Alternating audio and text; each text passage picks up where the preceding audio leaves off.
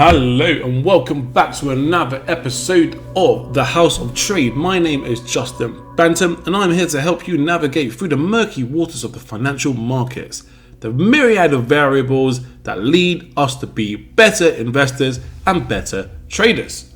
So today I want to talk about Saudi Arabia and how the largest oil producer in the world, well, it's arguable, debatable with America, but how one of the behemoths of production really do use those petroleum hydrocarbons to control America. So, in the wake of Saudi Arabia and Russia's strategic oil price maneuvers aimed at pushing prices towards $100 per barrel, the actions of these nations have drawn the ire of some observers. President Biden, grappling with the situation, finds himself in quite a tight spot, a predicament. Leading an administration that has tirelessly touted its economic accomplishments and its battles against inflation, he now faces a potential new challenge, an uncooperative crown prince of Saudi Arabia. Recent developments have seen the price of crude oil surge past $90 a barrel, marking the first time it has reached such heights this year. This price surge is primarily attributed to Riyadh and Moscow's decision to extend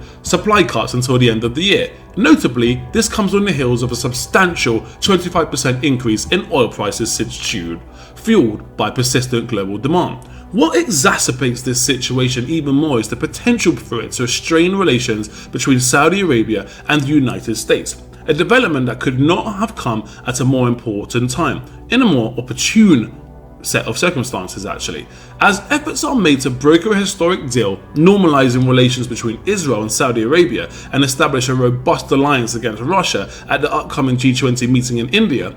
This rift threatens to complicate diplomatic endeavors even further. In Washington, it's no secret that the Saudis currently find themselves very short of friends. There exists a palpable risk that there may be an inconvenient truth to the thought of there being a scapegoat should the administration need someone to bear the blame for surging gasoline prices or for a slowing economy.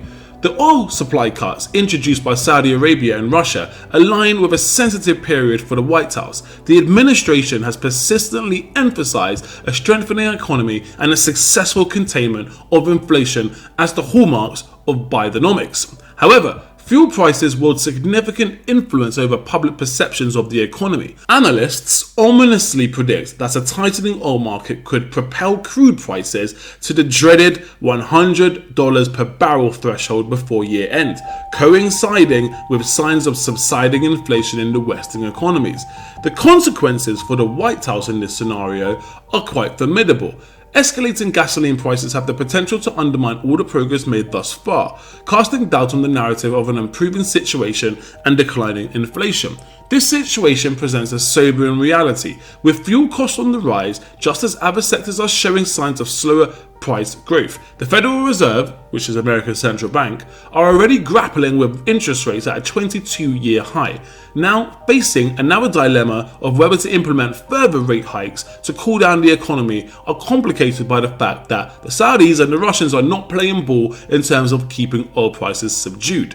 The impact is acutely felt at US gas stations, where prices have surged by a quarter this year to an eye-watering $3.80 per gallon. You should come over to Europe and see how that compares there. While this figure remains below the record of over $5 witnessed last summer, it still represents a staggering 60% increase to when President Biden took office in January 2021. This surge in fuel prices has provided potent ammunition to his Republican opponents as they accuse his administration of prioritizing climate policies over domestic oil production and the fate and wallet of the American citizen. The United States has confronted similar global energy price crises, notably following Russia's invasion of Ukraine. On those occasions, an all-out effort was made to stabilize oil prices as gasoline costs threatened to surpass the politically sensitive $4 per gallon mark. Measures included calls to shale drillers to increase oil production and authorizing the release of record volumes from the Federal Emergency Stockpiles, the Strategic Petroleum Reserve. However, the landscape has evolved since then. The once prolific shale sector is now growing at a sluggish pace, and the Strategic Petroleum Reserve, the SPR, had dwindled to its lowest levels since 1983, making it not very strategic at all. These factors have contributed to the tightening of global oil markets, placing even more control in the hands of Saudi Arabia. And this is what I mean by Saudi Arabia controlling America.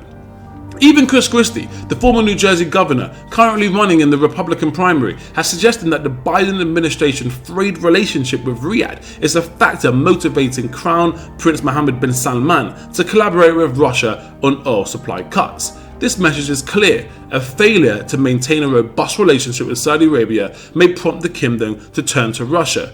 Critics in the energy trading sphere have also questioned Saudi Arabia's decision to extend these oil cuts, particularly in the light of significant price increases over the past few months. While there is speculation regarding Riyadh's potential role in the forthcoming US election, it is evident that the Crown Prince envisions a higher oil price to fund ambitious projects such as the NEOM and high-profile sports acquisitions to boot. I'm sure you've all heard about those.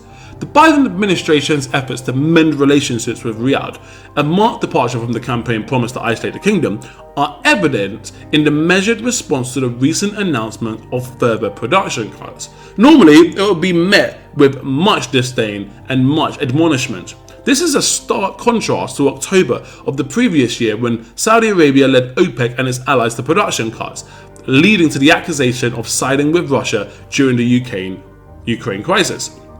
As Saudi Arabia plays its cards close to its chest, seeking to gain leverage in negotiations, it's clear that a complex and sensitive situation is already unfolding. The kingdom's request, ranging from increased military support to support for a civilian nuclear program, underscore the multifaceted nature of this relationship. It's very complicated. In the midst of all of this, Saudi Arabia maintains a potent trump card, pardon the pun. The promise to intervene if oil prices spiral out of control. Their announcement includes a monthly review of the production cuts, a tactic that analysts predict could be strategically used in negotiations, especially as the election campaign intensifies. Many people say that the election is won at the pump in America because fuel is that critical. Saudi Arabia undoubtedly wields substantial influence over multiple issues at this juncture. With an administration entering an election cycle, they hold a formidable hand of power.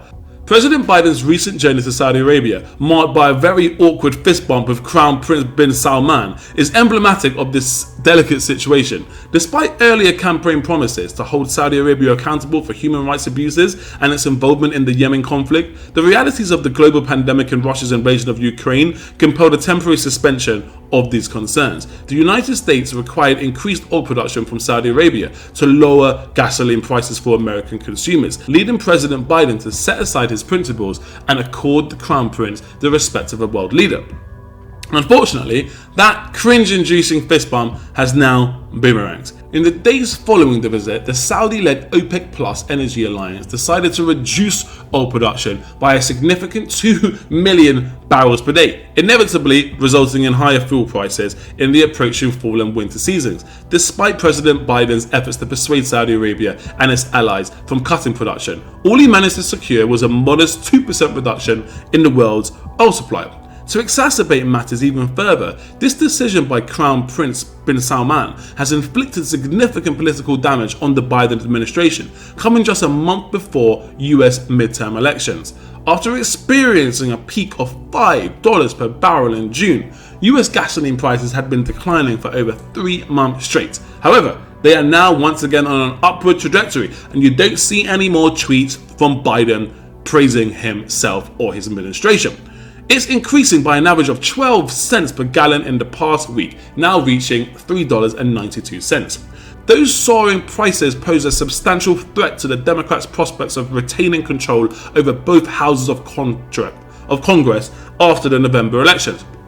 It's very evident that the Crown Prince and his Gulf allies preferred dealing with the former President Donald Trump, whose administration, despite its unpredictability, offered Prince Mohammed carte blanche in exchange for stable oil prices and multi-billion-dollar arms deals. The Saudis also found common ground with Russian President Vladimir Putin, who requires higher oil prices to fund his ongoing conflict in Ukraine and to balance his governmental budgetary books.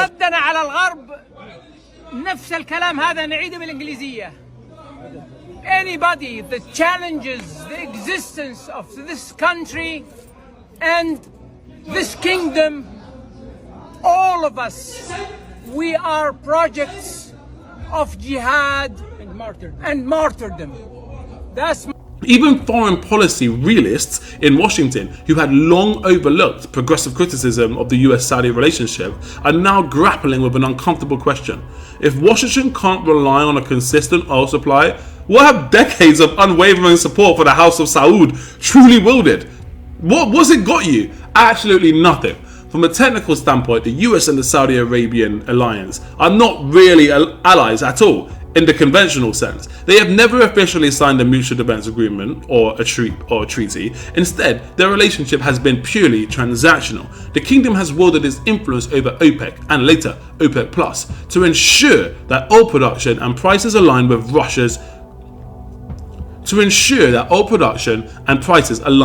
Washington's expectations. While the US once imported substantial quantities of Saudi oil, it is now the world's largest oil producer, reducing its reliance on Saudi imports. In exchange for securing a stable global supply, successive US administrations have extended political support to the House of Saud, sold them billions in advanced weaponry, and provided military assistance when the kingdom faced threats. But none of this largesse or this goodwill has ever really been reciprocated.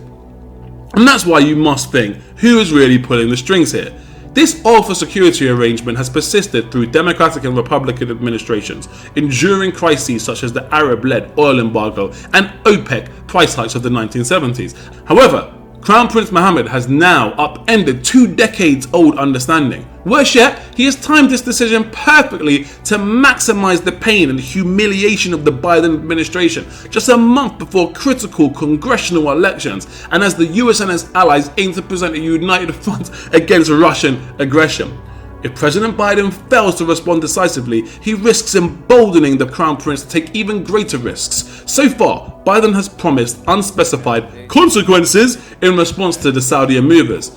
So where does this lead us? What does it mean for us? Well, I'll tell you one thing for sure. At the House of Trade, we're going to be watching this closely because any deviation from the relationship between the Saudis and the Americans could and probably will lead to immediate reactions vis-a-vis OPEC Plus and cuts. It's even more critical with the optionality embedded within it as the election draws even nearer.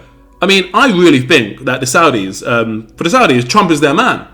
So anything that derails or destabilizes the Biden campaign is great. Now, I don't really care either way about US politics. All I do care about is the effect it has on the second order and on the third order and on the first order. And that's going to be seen in prices of oil, the value of the dollar, and a variety of other input variables. I'm Justin Bantam. This has been the House of Trade, and I hope you enjoyed it. If you did, please share, comment, and subscribe, and I'll catch you on the next time. Ciao for now.